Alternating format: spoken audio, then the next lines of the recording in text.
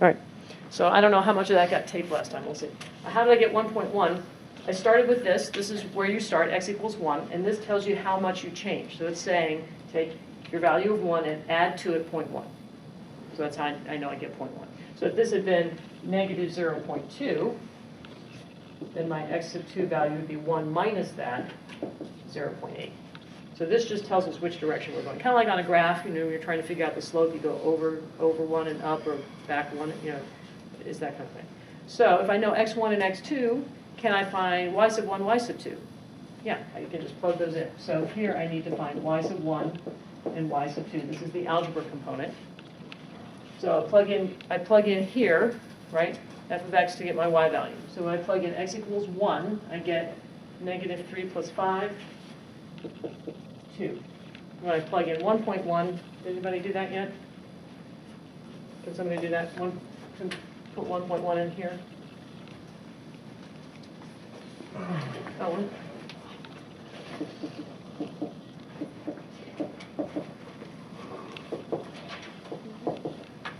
Is that right? Yeah, I realized, wait, I know how to do that.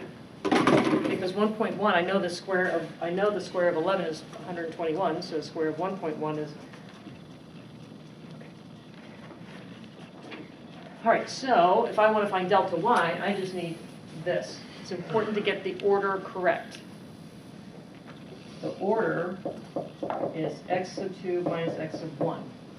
So the order in y is the same. Just like with your slope, you have to get the same order. So this will be y sub 2 minus y sub 1. 5 minus 1 point, no. So try, oh yeah, 1.3 minus 5, 3.6. You mean like 3 to 3? why 1 2? Oh yes, thank you. My goodness. Where did it go? Yeah, sorry. I don't know where I got that from. Yeah. Where did the problem come from? Yeah, sorry. I don't know where that came from. I was like looking at the problem, I was looking all I don't know around where the that board, came I from. was like, No idea. Does this make sense? Y went down when x went up. Well, let's think about this. What kind of a graph is this? It's a parabola opening down and shifted up by 5. So if I look at this graph, parabola opening down, shifted up by 5, it looks something like this. So if I go from here to here, x went up, but y went down. So that makes sense. So I'm always telling my engineering students, the last step in your problem is to make sure that your answer makes sense. If it doesn't make sense with something else you know, then one or both of them are wrong. So it's just kind of a check for you. Okay, so now let's look at this one. Use dy to approximate. So come back up here to dy dx. I can take this and solve for dy. So I'm going to get dy equals negative 6x dx.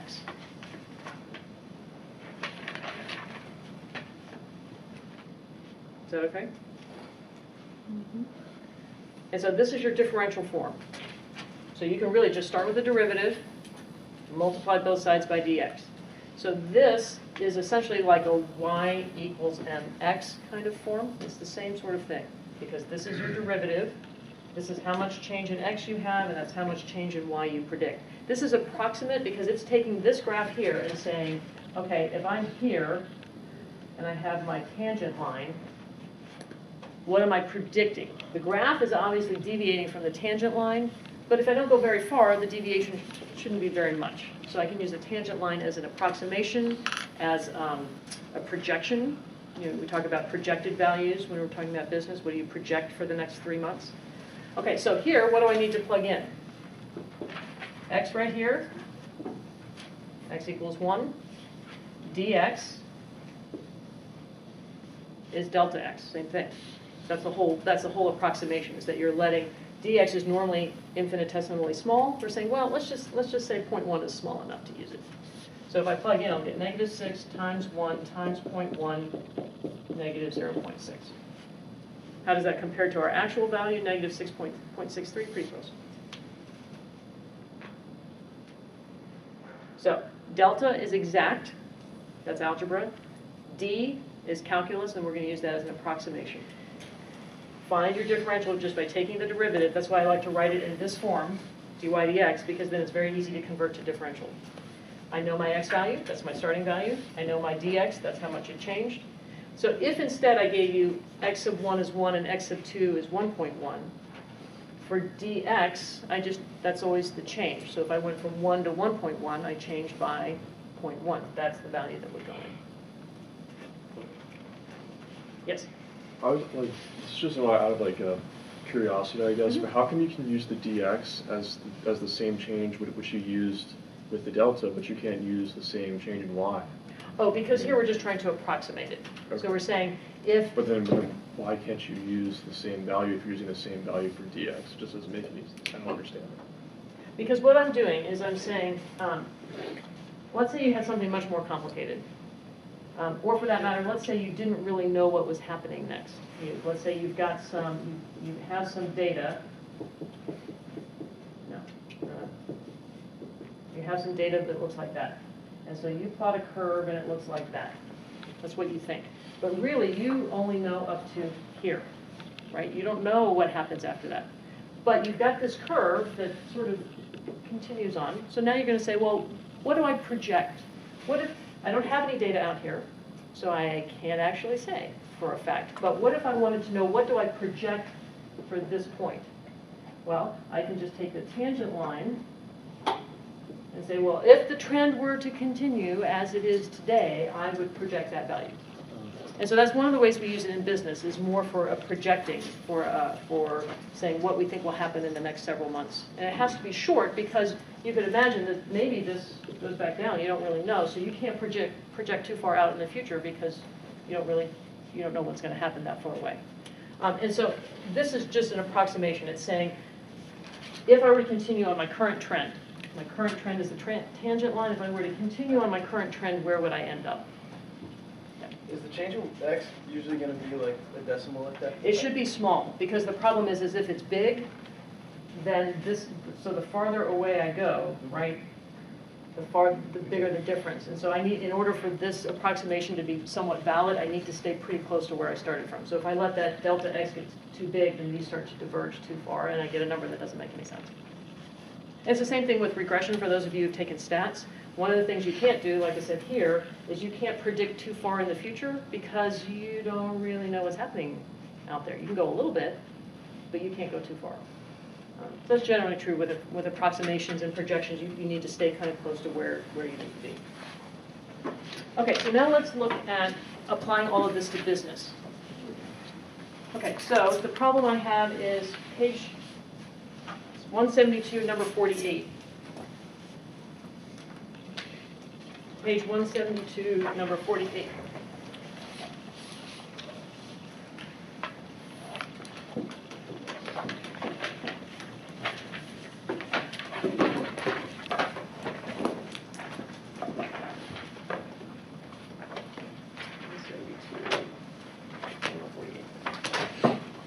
And so this is a long one. It's got a little bit of everything. So we'll just kind of work through some of it, and we'll skip to the parts that seem to be harder.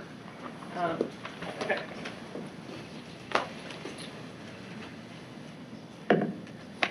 This is about 4 sliced toasters. You all excited? You're all excited. 4 sliced toasters. So it refers to problem 47, where they made 2 sliced toasters, and now they're going to make 4 sliced toasters. So I know, are you excited? So for this toaster, the research department's estimates are, all right, so we have estimates are a weekly demand of 300 toasters at a price of $25, a weekly demand of 400 toasters at a price of $20, and then we have cost. So we know demand, and we know price, and then we know cost. So what do we have? We have demand, just got to summarize this, 300 at $25. If the price goes down, we expect to sell more, right? People buy stuff more when it's cheaper. So it's going to be a demand of 400 if you lower the price. On the cost side, weekly, what do we have? Oh, fixed cost, sorry. Fixed cost, $5,000. Maybe that's what it takes, I can't imagine, but maybe that's what it takes to retool their production line to make 4 versus 2. And variable costs $5 per toaster.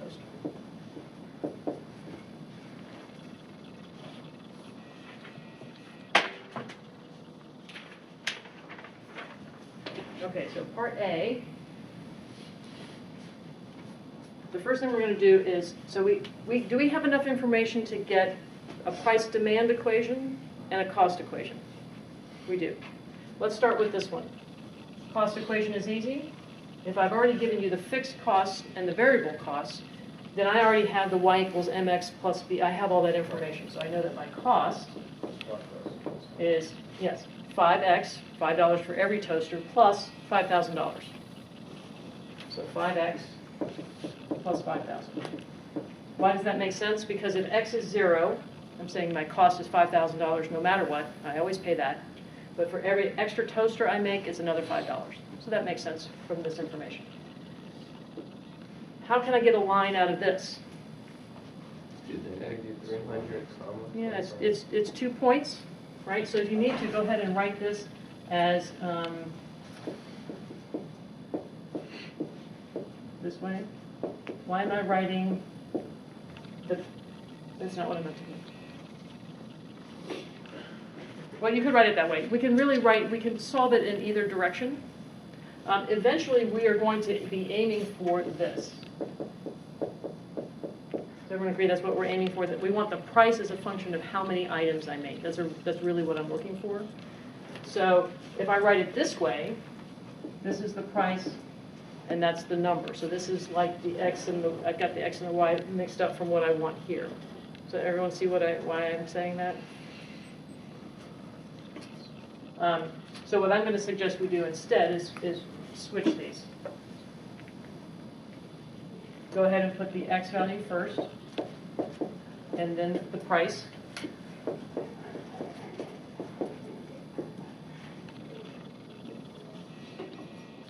Okay, so do I have enough information to get the equation of a line? Yes, I'm looking for this, and the problem will say, assuming they're linearly related, because I could connect them with a different shape. But if I assume they're linearly related, do I have enough to get the equation out of a line out of 2 points? Yes, I need to find slope, so let's do that. So slope is 25 minus 20 over 300 minus 400. Negative 5 over 100. Is that right? Yeah, so I'm going to call that negative 1 over 20.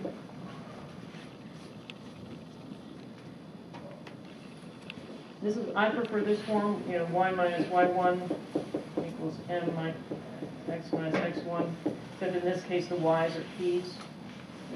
Either however you want to think about it, we'll leave it at y's, but we just know in the end we're going to have a p, p is a function of m, of x. So y minus, pick a point, I'm going to go with this one, y minus 20 equals 1/20 negative x minus 400.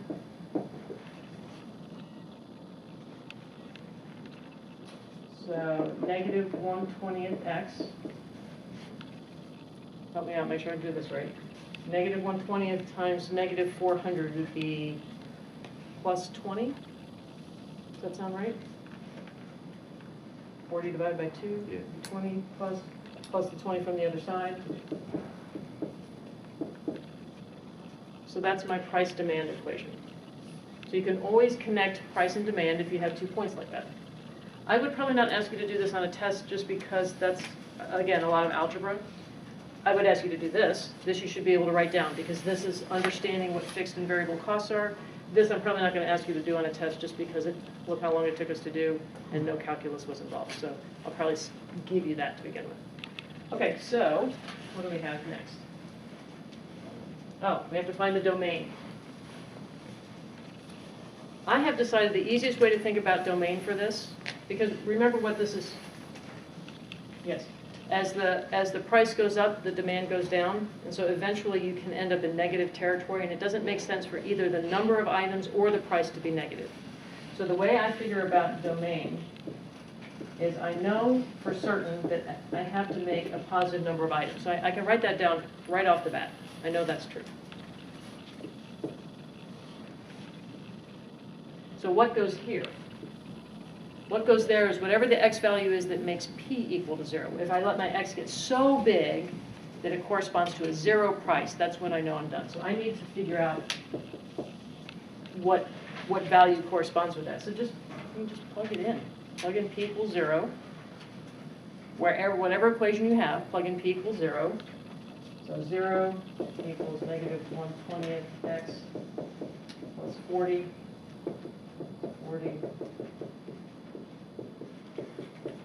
8,000? That's right. Guess there's not a lot of people buying toasters. 8,000, that's a pretty small amount. Well, and I'm thinking $5,000 setup and $5 per toaster, that seems awfully cheap too. I don't know how they're getting away with that, but, okay.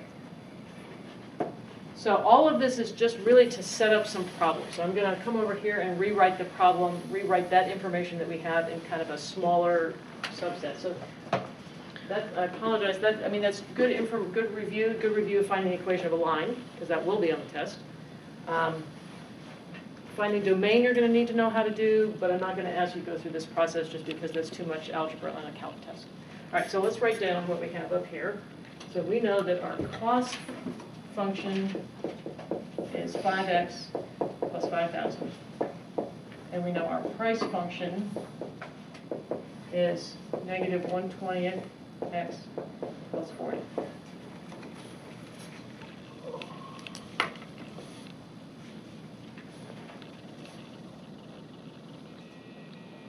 Okay, so now let's get into some calculus.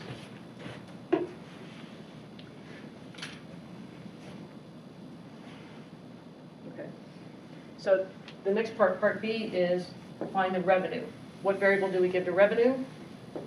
Capital R. It's not very creative, that's okay. This is a relationship you need to know. How do you find revenue? How do you know how much money you brought in? You're selling t-shirts. Yeah, it's how many items you sold times how much you sold them for. So if you want to know revenue, just really think about selling anything. How would you know how much money you made that day, how much money you brought in, how much you sold times what people paid for it? So I'm going to just multiply this function here by x. So negative 1/20th x squared plus 40x. That's my revenue equation. So I'm building up a set of equations. I have cost, price, revenue. What is the domain for this? Exactly the domain for that. You don't need to rework it. And once you found the domain for the price equation, it's the exact same thing. So the domain here is that. And that makes sense. They're saying if the demand is up to $8,000, that means the price is down to 0, which means my revenue is down to 0. I can't have negative revenue. That doesn't make sense. So that's kind of my ending point for revenue. Is this okay? Maybe? Okay. We did that. All right, we already did C. Okay, break-even points. So C, this was C, we already did that. So D, graph and find break-even points. When we're graphing this, let me show you how much graphing I'm looking for. You can graph it on a graphing calculator and copy to the page. I'm okay with that. But really, we're looking for something that's so easy, you probably don't even need to do that. So if I want to graph this, first off, I know that I'm not interested in anything negative, so I don't need to draw all that part of the graph. I'll give you axes anyway. Cost equation. Come up here to 5,000. And it's going up. Really? Good. Okay, that's all I'm looking for. Starts at 5,000, going up. I'm not really caring about the slope because we're not really, it's going to be, our scale is going to be kind of odd. So it's not going to be exactly even in both directions. So I don't really care about the slope. I just know it's going up. I know that the revenue equation goes from 0 to 8,000. What kind of a shape is it? It's a parabola opening. Down, connect the dots. So you don't want the actual point. We're going to get there, yes. But so I don't need to be careful about where the, I don't care so much whether this point's here or slightly over here, or slightly, I'm not worried about that. So this is really the graph that you need. This is it. This is all you need to do. So this is your cost, and this is your revenue. I'm going to write up here, revenue. do need to find these, break-even points, yes. Those are called the break-even points because that's where your cost and your revenue exactly balance. Where would be the profit on this graph if I wanted to indicate profit somewhere? Margin of both. Yeah, it's this part here. This is where I'm making money. Okay. Where am I losing money? Here. Everywhere else. Loss here and loss here. And break even is in between those. So one thing to remember is this is where I make profit. That is my profit domain. The profit domain is right in between the break-even points, because if I go outside that, I'm in loss territory. That's not profit anymore. Okay? So I need to find these break-even points. So how do I go about finding break-even points? Another word for those would be intersection points. How do you ever find intersection points? Set stuff equal to each other. Set the things equal. I want to know where is R equal to C. So break-even point just says set them equal.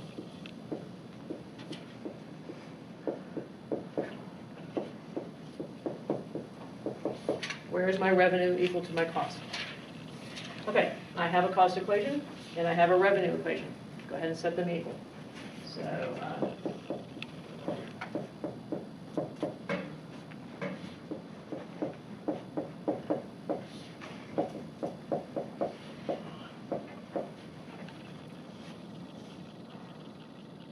what kind of equation is that?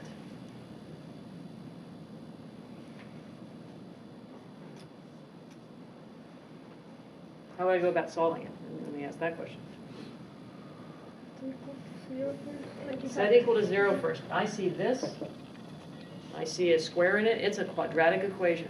I need to get it set equal to 0 first, and then either I have choices. I can factor, I can do quadratic formula, I can graph and find zeros. Any of those are okay for me. So the first thing I need to do is get everything equal to 0. So let's bring all of that onto the other side.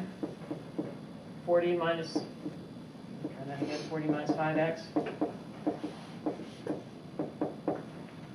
How many people want to factor that? Yeah, not me. I don't want to do that. One thing you could do is multiply everything through by 20 if you wanted to. That would just, and then you get rid of all the fractions. So you could multiply through even by negative 20. So if I multiply by negative 20, that just might make it easier to look at. Right. So x squared, negative 20 times this would be negative 700. Negative 20 times that. 1, 2, 3, 4 zeros, and 20 times 5 is 100. Did I do that right? No. Yes. Did I do that right? Somebody check it out. You have calculators. You guys like those? I wouldn't never Should be do that. 100,000. 100,000? Yeah, I think it is 100. Oh, because I already counted the 20. That's right. I knew that was too big. I counted I did the 0 and then I did 20 again. So I multiplied by that 0 twice. Okay, so here. Actually, some of you might see how that factors. It does actually factor really nicely. But I would not expect you to do that. So 2 options here, quadratic formula or graph on a TI.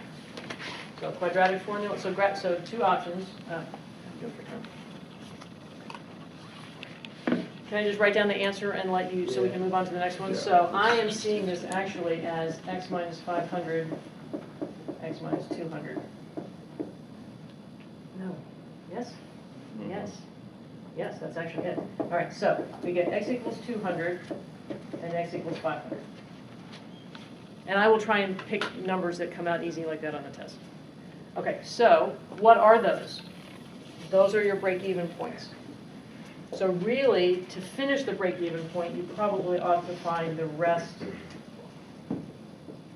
the other part. So this would be the revenue or cost value there.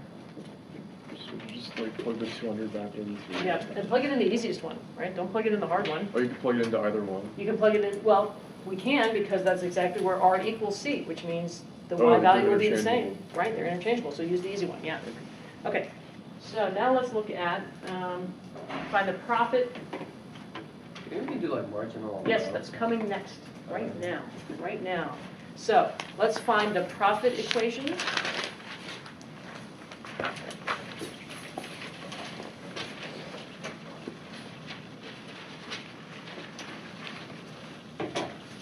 so profit equation, remember capital P profit, little p price, capital P profit. I apologize for that.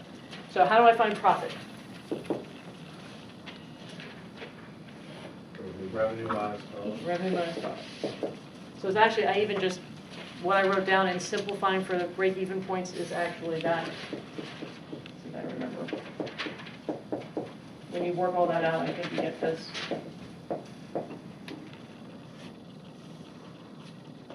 Revenue minus cost, yeah, I think that's right. Okay. So the domain for this, domain for profit, where do I have profit? In between my break-even points. So I knew these were 200 to 500. Is that right? Out of 8,000? Was that, is this 800? Yeah, sorry, okay, 800. So apparently that's 800. I did my math wrong in my head. Okay, so the profit, the domain is just between, and I guess technically we could make those endpoints. So now, to get to your equation, your question, marginal analysis. So what if I wanted to know what is the marginal profit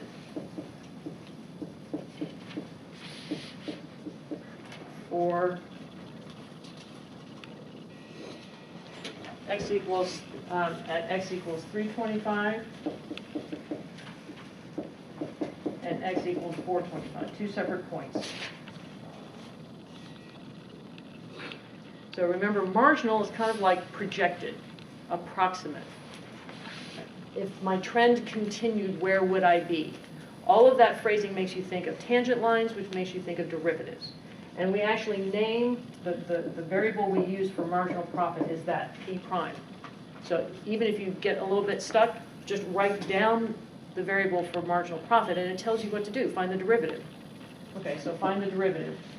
Minus 1/10 x plus 35. Does that look right? I think that's right. So now I just need to evaluate it at those points.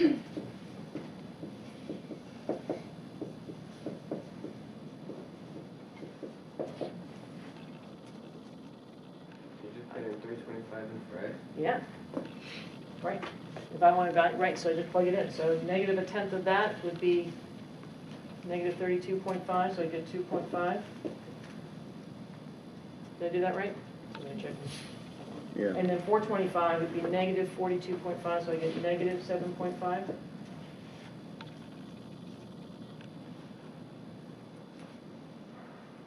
Does that seem right? Word problem, word answer.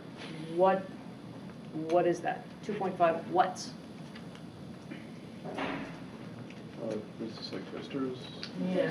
One way to think of it is to write it this way. If you write your derivative this way, you always have your units. Profit is per in toaster? dollars of profit per toaster. So I'm projecting that if I'm already making 325 toasters, that if I keep making them, I'm going to make an extra $2.50 per toaster for the more toasters I make. If I'm already making 425 toasters, now what am I projecting?